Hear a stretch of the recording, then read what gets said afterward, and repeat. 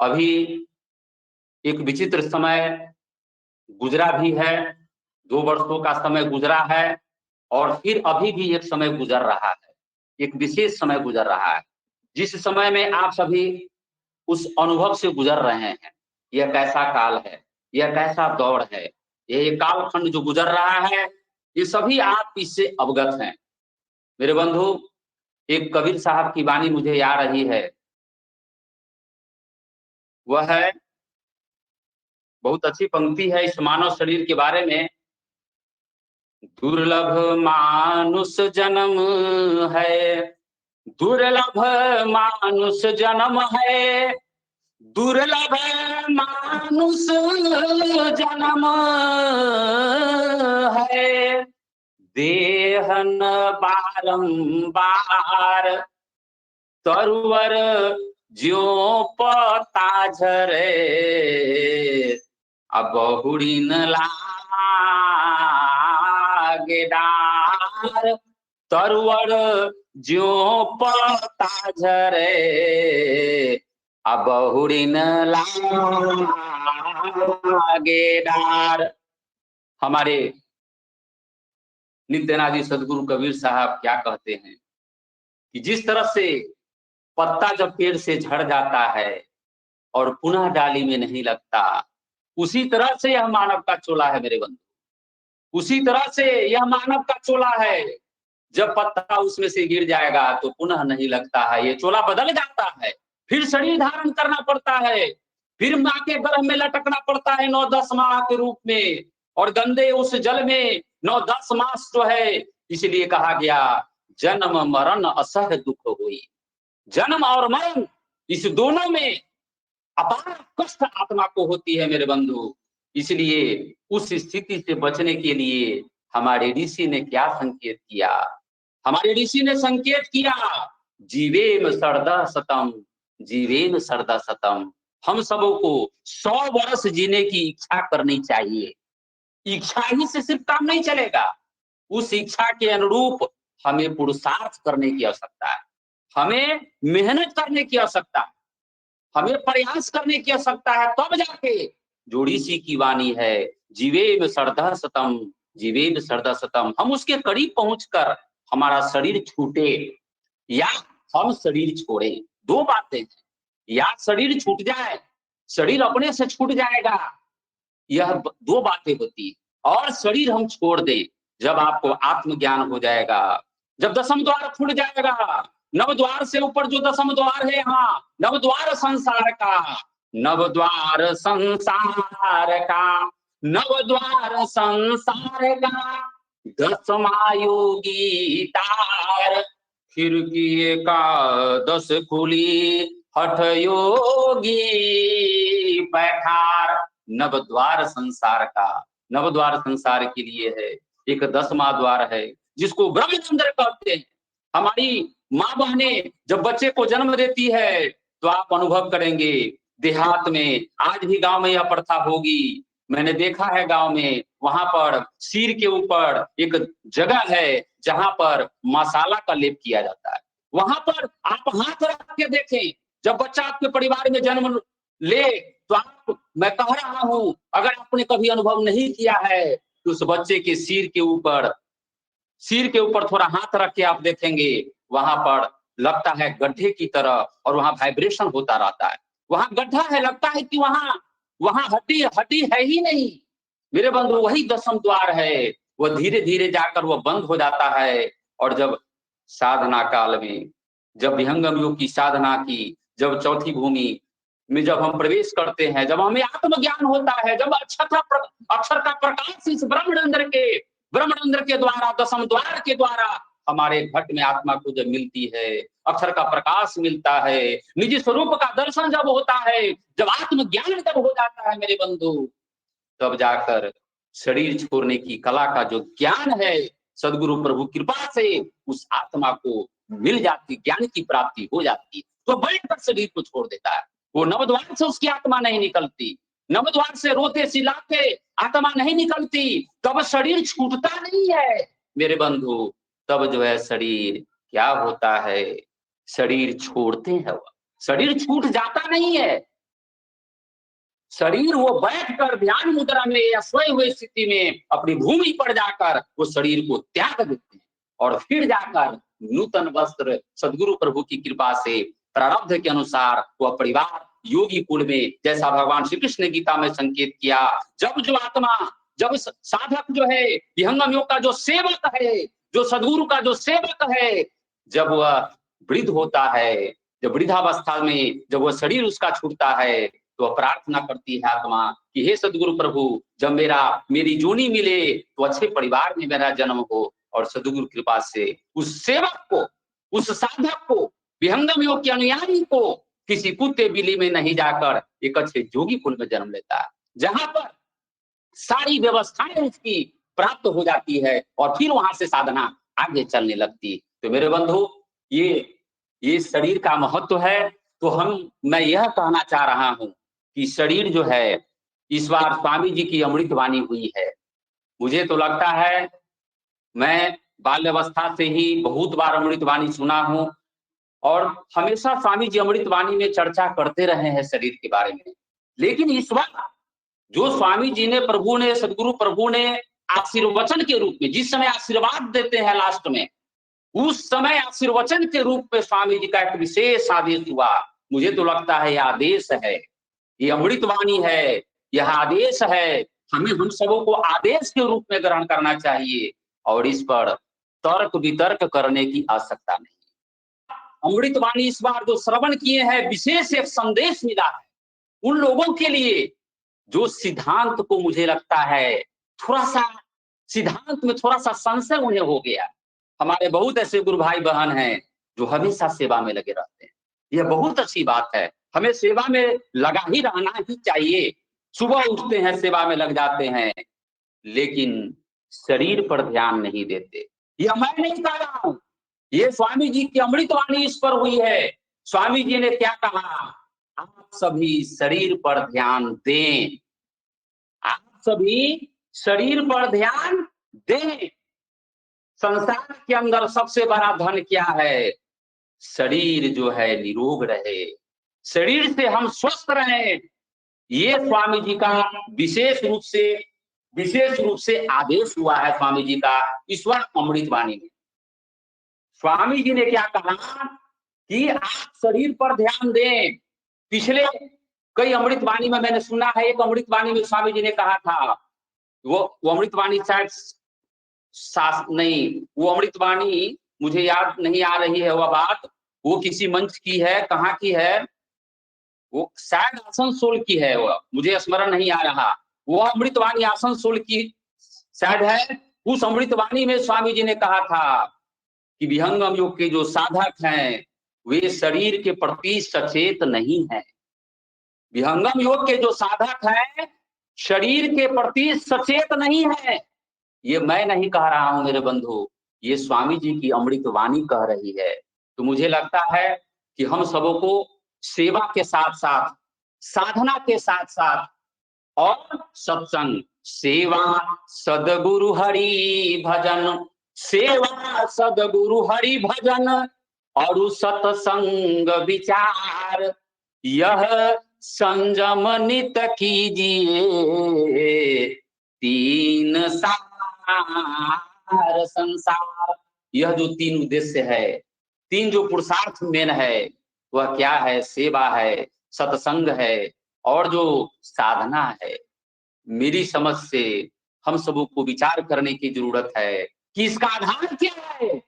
इसका आधार हम सबों का मानव चोला है।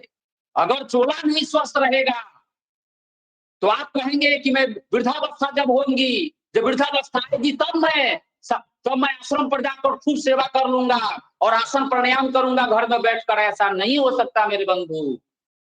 वृद्धावस्था में भी वही स्वामी जी के सेवा कर सकते हैं, वही आत्मा सेवा कर सकती है।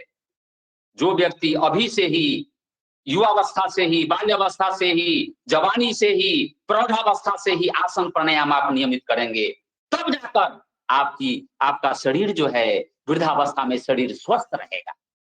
मेरे बंधु, मैं आपसे निवेदन करता हूं कि अभी भी विचार करने की जरूरत है। अगर अभी आपने आसन प्राणायाम की शुरुआत नहीं की है तो शुरुआत कर दीजिए, तब आप कहेंगे कि आप कौन सा आसन करेंगे, हमें कौन सा आसन करना चाहिए, कौन सा प्राणायाम करना चाहिए, मैं उसी विषय पर आ रहा हूं। और कुछ एकाध जिज्ञासा भी आप लोग के बीच में रखना चाहूंगा। आप अपनी जिज्ञासा भी एकाध रख सकते हैं। कुछ देर के बाद मैं जिज्ञासा लेने की मैं कोशिश करूंगा। आप कुछ में से ऐसे व्यक्ति हैं जो रखना चाहेंगे तो तैयार रहेंगे मानसिक रूप से। मेरे बंधु, मैं यह चर्चा करना चाह रहा हूं कि आप सभी सेवा करते हैं, सत्संग करते हैं, साधना करते हैं, उस त्रिवेणी में डूबे हैं, लेकिन प्रतिदिन आसन प्राणायाम करें। स्वामी जी ने क्या कह दिया, मैं अमृत वाणी ही की याद दिला रहा हूं आपको। स्वामी जी ने समय निर्धारित कर दिया है, कम से कम 1 घंटा।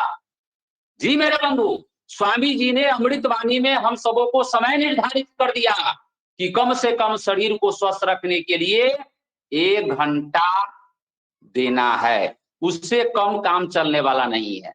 ऐसा इसलिए मैं कह रहा हूं कि ढेर सारे लोगों से मेरी बातचीत होती है, वे कहते क्या हैं कि मैं 10-15 मिनट ही प्राणायाम कर लेता हूं, मैं 10 मिनट में ही आसन प्राणायाम खत्म कर लेता हूं, मैं 5 मिनट कपालभाति कर लेता हूं, 5 मिनट अनुलोम विलोम कर लेता हूं। मेरे बंधु, विचार कीजिए, मेरी बात पर विचार नहीं कीजिए, सदगुरु प्रभु की अमृत वाणी पर विचार कीजिए। आप डायरी मेंटेन कीजिए, आप इस बात को नोट कर लीजिए कि मुझे प्रतिदिन कम से कम 1 घंटा समय आसन प्राणायाम में देना है। ये हो गया आसन प्राणायाम की बात। स्वामी जी ने एक बात यह नहीं कही, स्वामी जी ने कहा मॉर्निंग वॉकिंग करना है, टहलना भी है। टहलने से आप क्या कहेंगे? अब आप कहेंगे कि टहलने से मेरा समय बर्बाद होता है। इसका भी जवाब स्वामी जी ने दे दिया कि आप बिजनेस करते हैं, आप सर्विस करते हैं, सारा कार्य करते हैं, आपके पास तो समय है ही। उन्होंने कहा, सदगुरु प्रभु ने अमृतवाणी में साफ स्पष्ट ऐलान कर दिया, आदेश कर दिया। मुझे लगता है धारा बह रही थी, वो धारा है, आदेश है हम सबों के लिए, अमृत तुल्य वाणी है। उन्होंने कहा समय तो है ही, आप शरीर पर ध्यान दें, आप शरीर पर ध्यान नहीं देते हैं। तो मेरे बंधु, आप टहले। अब आप कहेंगे टहलने से क्या फायदा होगा? एक और बात मैं पहले कहना देना चाहता हूं, उस पर मैं विषय पर आ जाता हूं तुरंत। समय को भी ध्यान में देना है। मैंने निवेदन कर दिया है, समय को संकेत मुझे करेंगे, मैं उससे पूर्व में 5 मिनट के बाद समाप्त करूंगा। तो मैं यह कह रहा हूं कि बहुत लोग समझते हैं कि हमें डायबिटीज हो गया, हमें हाई ब्लड प्रेशर है, हमें साइटिका की बीमारी है। अभी पैरालिसिस की चर्चा आपने की, किसी को पैरालिसिस अटैक कर देता है, किसी को साइटिका की हो जाती है, किसी को गैस फॉर्म है, किसी को माइग्रेन की समस्या है, किसी को बवासीर है। ज्यादातर लोग के अंदर यह मानसिकता है कि यह सब का कारण प्रारब्ध ही है। मेरे बंधु, मेरी समझ से इस पर विचार करने की जरूरत है। यह सिद्धांत आपका 100% मुझे लगता है 100% सत्य से नहीं कहा जा सकता है। प्रारब्ध तो है ही, प्रारब्ध है, मैं नहीं मानता कि प्रारब्ध नहीं है, लेकिन मुझे लगता है, और स्वामी जी की अमृत वाणी पर यदि इस बारे में विचार आप करेंगे तो इसके पीछे ज्यादा कारण क्रियमान कर्म है। क्रियमान कर्म जो आप अभी कर रहे हैं, जैसे खाना खा रहे हैं, वह क्रियमान कर्म है। समझ जा रहे हैं, आसन कर रहे हैं, प्राणायाम कर रहे हैं, मॉर्निंग वॉकिंग कर रहे हैं, ये सब कौन कर्म है? ये सब क्रियमान कर्म है। जैसे अब आपको गैस की बीमारी है, अब आप समोसा खा रहे हैं, आप गैस की बीमारी है, आप सादी रोटी का सेवन नहीं कर रहे हैं और पराठा का सेवन करते हैं, आप पूरी छनी हुई खा रहे हैं, तो यह कौन सा कर्म है? आपने आपका क्रियमान कर्म गलत होने की वजह से आपको गैस की बीमारी है, आपको हाई ब्लड प्रेशर है, आपको डायबिटीज की समस्या है, और आप तेल में छना हुआ सामान पी रहे हैं, खा रहे हैं, पूरी खा रहे हैं, रात में चावल का सेवन करते हैं, आपको सर्दी खांसी की शिकायत है, रात में चावल का आप सेवन कर रहे हैं, तो मेरी समझ से आपका क्रियमान कर्म गड़बड़ हो रहा है और आपको रात में गैस फॉर्म कर रहा है, सुबह कब्ज हो रहा है। स्वामी जी ने क्या कहा? रात्रि में चावल का सेवन नहीं करना है। प्राय मैं देखता हूं रात्रि में चावल का सेवन करते हैं, स्वामी जी की बातों को ध्यान में न रखते हुए चावल का सेवन कर रहे हैं, तो आपको कब्ज होगा, आपको गैस की बीमारी होगी, और आप कहेंगे क्या कि ये प्रारब्ध है। मेरे बंधु, इस पर विचार कीजिए। मुझे लगता है कि विहंगम योग के सिद्धांत को आपने ज्यादा कस दिया है, और महात्मा बुद्ध ने कहा था कि सितार के तार को ज्यादा कस देने से सितार कि अब जो तार होती है वो टूट जाते हैं, और ढीला छोड़ देने से उसमें आवाज नहीं आती है, और मध्यम में रखने से उससे आवाज आती है। तो मेरी समझ से हमारे स्वामी जी ने अमृतवाणी में क्या कहा, विहंगम योग के सिद्धांत से हमें समझौता भी नहीं करना है। विहंगम योग का सिद्धांत क्या कहता है? विहंगम योग का सिद्धांत क्या कहता है? भोजन सुरुचि सुवास है, भोजन सुरुचि सुवास है, यथा योग्य व्यवहार, रूखा सूखा जो मिले, सेवन विविध प्रकार। स्वामी जी ने स्वरवेद में क्या कहा? विहंगम योग का सिद्धांत क्या कहता है? भोजन अल्प प्रमाण से, हम रात्रि में खूब भोजन करते हैं, खूब खूब भोजन करते हैं, ब्रह्म मुहूर्त में बैठेंगे तो नींद आएगी, ब्रह्म मुहूर्त में उठ जाएंगे, अलार्म लगाने पर भी उठ जाते हैं, गैस फॉर्म करेगा, ज्यादा खाने से बीपी हाई होता है, ज्यादा खाने से खांसी बढ़ती है, ज्यादा खाने से मोटापा बढ़ती है, ज्यादा खाने से बहुत सारी बीमारी, जो भी आपके अंदर बीमारी है वो सारी बीमारी में तीव्रता उसकी बढ़ जाती है मेरे बंधु। खाना खाने से जैसा अन्न जल खाइए, ये इस पंक्ति का प्रयोग हमारे स्वामी जी अमृतवाणी में भी किया है। जैसा अन्न जल खाइए तैसा ही मन होए, जैसी पानी पीजिए वैसी वाणी होए। जैसा अन्न जल खाएंगे वैसा ही मन होगा। आपको हाई ब्लड प्रेशर है, आप तेल में छनी हुई सामान खा रहे हैं, आप डायबिटीज की बीमारी है, आप तेल में छना हुआ सारा चीज खा रहे हैं मेरे बंधु। सबसे अच्छी पूरी कौन होती है?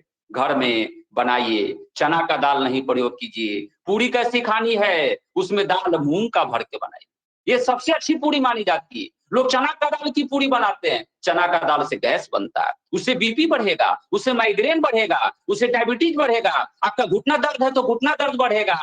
लोग इस चीज को समझ नहीं पा रहे हैं कि मेरे खाने से घुटने दर्द बढ़ रहा है। मेरे बंधु, घुटना दर्द बढ़ेगा तो मैं कह रहा हूं कि आप सभी पूरी जो बनाएंगे घर में बनाइए, तावा पर बनाइए, तावा पर बनाइए, उसमें मूंग का दाल भर के बनाइए, और भी कोई सुपाच्य चीज हो तो उसको भर कर बनाइए, लेकिन चना डालकर नहीं बनाइए, कोई दूसरा दाल का प्रयोग नहीं करें। और क्या करें? तेल में छाने नहीं, पूरी को अगर छान कर भी अगर तेल लगाकर ही खाना है तो तावा पर रखकर, हमारी माँ बहने कटोरा में तेल रखकर उसे कपड़े से लगाकर उसमें जो है थोड़ा थोड़ा ऊपर से तेल लगा दीजिए, तो तेल का भी स्वाद मिलेगा। लेकिन आज हमारी माँ बहने, हमारे गुरु भाई ऐसा नहीं करते हैं, उसे कढ़ाई में रखकर तेल डालकर उसे पूरा छान देते हैं और उससे गैस बनता है, उससे बीपी बढ़ेगा, डायबिटीज होगा, माइग्रेन की बीमारी होगी। और जब जैसा अन्न खाएंगे तो वैसा मन भी होगा, मन में भी जो है तीव्रता बढ़ जाती है, मन अशांत हो जाता है, चित्त चंचल हो जाता है। तो मेरे बंधु, पूरी ऐसी होनी चाहिए, सब्जी भी ऐसी होनी चाहिए। और आप देखिए सत्संग में सब्जी को भूजा जा रहा है, नहीं, सब्जी को छाना जा रहा है। मेरे बंधु, मैं आपसे निवेदन करता हूं कि जहां भी जितने अधिकारी यहाँ उपस्थित हैं, सारे अधिकारी संयोजक गण को इस पर विचार करने की जरूरत है कि क्या सत्संग में जो भोजन बनता है क्या वो विहंगम योग के सिद्धांत के अनुकूल बनता है कि नहीं, स्वरवेद के सिद्धांत के अनुकूल बनता है कि नहीं। अगर नहीं बन रहा है तो उसे विहंगम योग के स्वरवेद के सिद्धांत के मुताबिक, विहंगम योग के सिद्धांत के मुताबिक सत्संग में सब्जी बननी चाहिए, सब्जी को छानना नहीं है। ऐसा हम सभी संकल्प लें। सब्जी को कभी छानने की जरूरत नहीं है, उसे रंगने की जरूरत नहीं है। आज सत्संग में भी मैं देखता हूं, अभी हम आश्रम पर गए थे, आपने देखा होगा कहीं नहीं सब्जी छना रही थी। वो जहानाबाद भभुआ रोहतास जितने काउंटर सब थे, धनबाद की कैंटीन लगी हुई थी, सब पर हमने भोजन भी किया है घूम घूम कर। कई दिनों तक वहां मैंने प्रसाद महाप्रसाद के रूप में उसे महाप्रसाद कहते हैं। और उस महाप्रसाद को आप जो है सात्विक से बदलकर तामसिक भोजन बना देते हैं। मेरे बंधु, महाप्रसाद की भी गरिमा है। वह महाप्रसाद जब भीतर जाती है और किसी को वही महाप्रसाद से गैस की बीमारी हो जाए, बवासीर की बीमारी बढ़ जाए, तो मेरी समझ से उसका भी फलाफल बनने लगता है। जो आयोजक हैं उन पर उसका फलाफल बन जाएगा मेरे बंधु। तो हम सभी सत्संग में सब्जी को नहीं छनवाएं, सब्जी को रंगे नहीं, और आलू का कम से कम प्रयोग करें। जिनको डायबिटीज है, जिनको हाई ब्लड प्रेशर है, आलू कम से कम खाइए। जिनको कब्ज की बीमारी है, आलू रात्रि में सेवन तो किए करें ही नहीं, साग का सेवन करें, हरी सब्जी का सेवन करें, इससे आपकी बीमारी बढ़ेगी नहीं और धीरे धीरे ठीक होती चली जाएगी। दूसरी बात, ये तो सब्जी की बात हो गई। अब देखिए चावल, चावल को भूजा जा रहा है। बताइए चावल को भूजने की क्या जरूरत है मेरे बंधु? आश्रम पर मैंने भोजन किया है, चावल को नहीं भूजा गया था और हम सत्संग में उसे फ्राई कर देते हैं, उसमें तेल डाल देते हैं। नहीं मेरे बंधु, ये अपराध हो रहा है। मुझे लगता है कि विहंगम योग के सिद्धांत और स्वरवेद के सिद्धांत से बहुत दूर जा रहे हैं। हम सभी महाप्रसाद खाकर जाते हैं और उस खाने से किसी को गैस बन जा रहा है, किसी को बवासीर बढ़ जा रहा है। मेरे बंधु, तो ये सब कुछ बातें हैं जो जीवन शैली है, लाइफ स्टाइल है। क्यों मैं कह रहा हूं? क्योंकि स्वामी जी ने ईश्वर अमृत वाणी में कहा है सात्विक भोजन ले, सात्विक भोजन करना है, अल्प भोजन करना है। मेरे बंधु, खीर खाते हैं, सत्संग में खीर बनती है, ठीक है, चावल की खीर दिन में खाइए, रात्रि में अगर आप घर में खीर बनाते हैं तो साबूदाना की खीर खाइए, लेकिन वही सेवई की खीर बनती है, उससे गैस बनता है। मेरे बंधु, 3 सारे बिंदुओं पर ध्यान देने की जरूरत है। हाँ, लेकिन सर्दी खांसी है तो साबूदाना की खीर भी हो सकता है उससे आपको हानि हो, सर्दी वो ठंडा होता है। तो बहुत सारी ऐसी चीजें हैं जिन पर हमें ध्यान देने की जरूरत है। तो खान पान पर विशेष सभी ध्यान दें। सत्संग में जो भोजन बनते हैं, जो महाप्रसाद बनते हैं, हम सभी उसे सुधारने की कोशिश करें। संकल्प लें कि सत्संग में हम उस खाने बनाने वाले को उतना ही तेल दें जितनी आवश्यकता है। सब्जी को भूजेंगे, चावल को फ्राई नहीं करेंगे और ताजा भोजन हम सभी गुरु भाई बहन को महाप्रसाद के रूप में ग्रहण कराएंगे और करेंगे तो इसका फलाफल आयोजक को अच्छा पड़ेगा, उसका आयोजक पर फल होने वाला है। अगर आयोजक के द्वारा जब भोजन किया जा रहा है, अगर किसी को बीमारी बढ़ रही है तो मुझे लगता है कि उसका भी फलाफल उन्हें बनता होगा, क्योंकि उसने ऐसा भोजन करा जिससे उसकी बीमारी बढ़ गई। मेरे बंधु, तो ये खान पान की बात है, बहुत सारी बातें हैं खान पान की, लाइफ स्टाइल है। स्वामी जी ने कहा रात्रि में चावल नहीं खाना है, स्वामी जी ने कहा रात्रि में क्या करना है, खाने के बीच 6-7 घूंट पानी पीना है, उससे आपकी बीमारी का संबंध है। ज्यादा पानी नहीं पीना है, 6-7 घूंट पानी पिएंगे तो आपको क्या होगा, खाना पचेगा, गैस नहीं बनेगा, कब्ज नहीं होगा। खाने के बीच 1 गिलास पीते हैं, कुछ लोग 2 गिलास पीते हैं, कभी हाई ब्लड प्रेशर नहीं ठीक होगा, डायबिटीज कभी ठीक नहीं होने वाली है, आपका साइटिका रोग कभी ठीक नहीं होगा, आपका सर्दी खांसी कभी ठीक होने वाली नहीं है। मेरे बंधु, स्वामी जी ने क्या कहा, 1 से 1.5 घंटे के बाद पानी पीना। लोग क्या करते हैं, तुरंत पानी पी लेते हैं, मोटापा बढ़ रही है। ऐसे ऐसे योगा करने वाले से मेरी मुलाकात हुई है, आसन प्राणायाम प्रतिदिन कर रहे हैं, फिर भी उनका उदर निकलता जा रहा है। बुढ़ापा शरीर जब आएगी, बुढ़ापा करवा सच है, क्या हाल होगा, क्या हाल होगा, वैसा हाल नहीं हो। इसके लिए क्या करना है, रात्रि में खाने के बाद आधा घंटा तक टहलना है, मूत्र त्याग करने के बाद मूत्र त्याग करना है। निश्चित रूप से आप जाएं बाथरूम में, वहां मूत्र त्याग करें। मूत्र त्याग करने के समय भी योगा किया जाता है, स्नान करने के वक्त भी योगा है। अभी पैरालिसिस अटैक की बात आ रही थी, अभी चर्चा हो रही थी, पैरालिसिस अटैक 2 स्थिति में होता है, एक बीपी लो और एक बीपी हाई।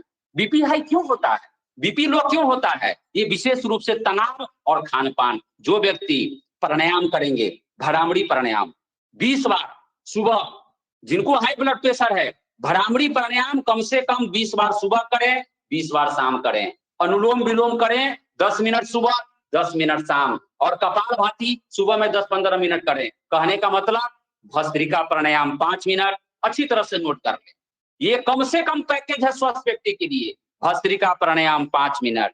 दूसरा प्राणायाम विशेष भस्त्रिका है जो स्वामी सदाफल देव जी महाराज करते थे, मैं बहुत बार बताया हूं। अभी तो लाइव कार्यक्रम नहीं है, फिर कभी वक्त मिलेगा तो लाइव कार्यक्रम सुबह में कभी मिलेगा मंच पर तो मैं फिर बताऊंगा। विशेष भस्त्रिका प्राणायाम करें, स्वामी सदाफल देव जी महाराज जो करते थे वो करेंगे तो आपको ज्यादा लाभ मिलेगा। लेकिन वो प्राणायाम उनको नहीं करना है जिनको हाई ब्लड प्रेशर है, जिनको हृदय रोग है। दूसरा प्राणायाम है कपालभाति, ये दूसरा प्राणायाम कपालभाति है, ये करना है कम से कम कितना, 10 मिनट। अब लोग गिनती के साथ करते हैं, नहीं, घड़ी देखकर 10 मिनट कपालभाति आपको प्रतिदिन करना है। उसके बाद तीसरा प्राणायाम कौन है, अनुलोम विलोम, जिसको नाड़ी शोधन प्राणायाम कहते हैं, ये कम से कम 10 मिनट है। अब आप कहेंगे इसे करने से क्या फायदा होगा, आपका बीपी डाउन होगा, आपका डायबिटीज कपालभाति दवा है, कपालभाति दवा है डायबिटीज, जिनको डायबिटीज है, जिनको हाई ब्लड प्रेशर है, जिनको गैस की बीमारी है, मॉर्निंग वॉकिंग अवश्य करना है।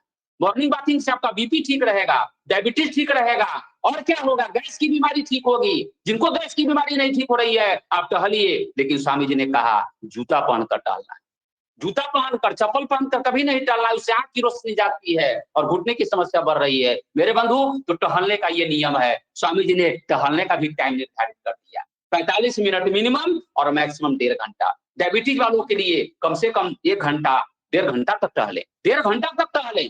कई लोगों को स्वामी जी ने कहा है कि आपको प्रतिदिन 1.5 घंटा टहलना है। कैसे? जूता पहनकर, ठंडा का समय है, कपड़े को बांधकर अच्छी तरह से टंच होकर जाएं, सुबह निकल जाएं। ऐसा नहीं कि 12-1 बजे निकले। इससे आपका गैस ठीक रहेगा, कब्ज ठीक रहेगा, बीपी ठीक होगा, माइग्रेन की बीमारी ठीक होगी, डायबिटीज भी ठीक रहेगा। अगर नहीं है तो ये सब रोग आपको नहीं होंगे। तो खाने के बाद आधा घंटा टहलना है। टहलने से क्या होगा? आपको मोटापा नहीं होगी, गैस की बीमारी नहीं होगी, कब्ज नहीं होंगे। और टहलने के बाद रात्रि में लोग प्रायः क्या करते हैं? खा के सो जाते हैं, जिस वजह से लोग को गैस की बीमारी हो रही है, कब्ज की बीमारी हो रही है, डायबिटीज हो रहा है, हाई ब्लड प्रेशर हो रहा है। तो मेरे बंधु, ये स्वामी जी का संकेत है, रात्रि में दही का सेवन नहीं करना है। अब आपके यहाँ गुरु भाई आते हैं, रात में दही देते हैं, मत दीजिए। स्वामी जी का आदेश है कि रात्रि में दही का सेवन नहीं करना है। क्यों नहीं? खांसी होगी आपको, आपको सर्दी खांसी है, आपको एलर्जी का रोग है, आपको साइनस की बीमारी है, आप रात्रि में दही का सेवन कर रहे हैं। उनको तो दिन में भी दही नहीं खाना चाहिए। जिनको साइनस की बीमारी है, जिनको एलर्जी का रोग है, जिन्हें घुटने में दर्द है, जिनको सूजन की बीमारी है, उन्हें दही दिन में भी नहीं खाना है। 80% रोगों में दही मना है मेरे बंधु। तो आसन प्राणायाम के साथ साथ कुछ लाइफ स्टाइल है, खान पान है, आहार विहार है। अगर आप इस पर ध्यान नहीं देंगे तो आपका शरीर स्वस्थ नहीं रहने वाला है। और जब शरीर स्वस्थ नहीं रहेगा तो ना आपके द्वारा सेवा नहीं होगी। आपके माध्यम से ब्रह्म विद्या विहंगम योग का जो प्रचार है, ब्रह्म विद्या प्रचार का, ब्रह्म विद्या प्रचार का, सदगुरु का जग काम, आकड़े करावे ताही को, सोई सेवा से नाम। सदगुरु उसी से सेवा लेगा जिसका शरीर स्वस्थ रहेगा। आश्रम पर जाते हैं लोग रहने, अब कुछ लोग को स्वामी जी कह देते हैं चले जाइए घर पर, तो उस गुरु भाई बहन को तकलीफ होती है। क्यों? तकलीफ नहीं होनी चाहिए, क्योंकि आपने जिंदगी में आसन प्राणायाम नहीं किया। अब आपका शरीर आश्रम पर रहने लायक नहीं है, क्योंकि आश्रम की परिभाषा है आकर श्रम कीजिए, वहां जाकर आप सेवा लीजिएगा। यह विचार करके देखिए, सेवा लेना हो तो घर पर जाइए, अपने बच्चों से सेवा लीजिए, अपनी पत्नी से सेवा लीजिए, अपनी बेटियों से लीजिए, बच्चों से लीजिए, और आश्रम पर जाकर सेवा कीजिए। यह कब होगा? आप अभी नौकरी में हैं, आप अभी पेशा में हैं, वृद्धावस्था आने वाली है, आप कहते हैं मेरे पास समय नहीं है। मेरे बंधु, वृद्धावस्था में आप सोचिएगा कि मैं आश्रम पर जाकर सेवा करूंगा, नहीं कर पाएंगे, क्योंकि आप शरीर से स्वस्थ रहेंगे।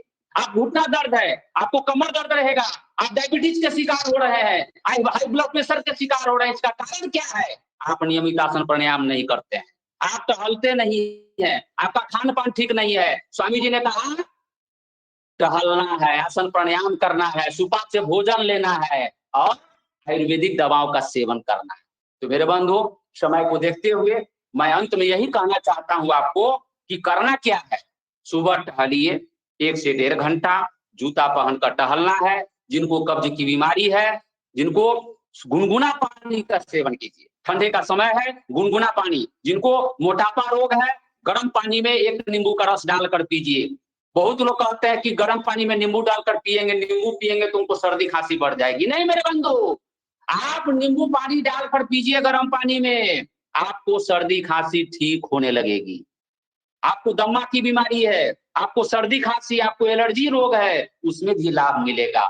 हो सकता है 100 व्यक्ति में से एक कोई ऐसा व्यक्ति होगा जिसको यह सूट नहीं करे नींबू। कुछ ऐसे लोग हैं, कुछ एकाध लोग 100 में 1%, नहीं तो 99% लोग के अंदर यह नींबू पानी यह औषधि के रूप में काम करती है। सुबह मोटापा डाउन होगा, गैस की बीमारी भी ठीक होगी। और कुछ लोग फास्टिंग करते हैं, मोटापा वाले लोग फास्टिंग करते हैं, नहीं, मोटापा वाले लोग फास्टिंग नहीं करें, उससे आपकी मोटापा बढ़ेगी और गैस भी बढ़ेगा। तो मैं आपसे निवेदन करता हूं, सुबह सुसुम पानी, नींबू पानी का सेवन करें। ये स्वामी जी का भी संकेत है, उन्होंने भी कहा है कि नींबू पानी का सेवन करना चाहिए। स्वामी जी भी इधर आए थे तो यहाँ मैं बराबर देखा हूं कि स्वामी जी नींबू मंगवाते हैं सेवकों के द्वारा, तो उस सेवन करें। सुबह नाश्ता का सेवन करें, नाश्ता में अंकुरित मूंग चना लेना है, कुछ लोग को मैंने देखा है चना लेते हैं, चना तो ले नहीं।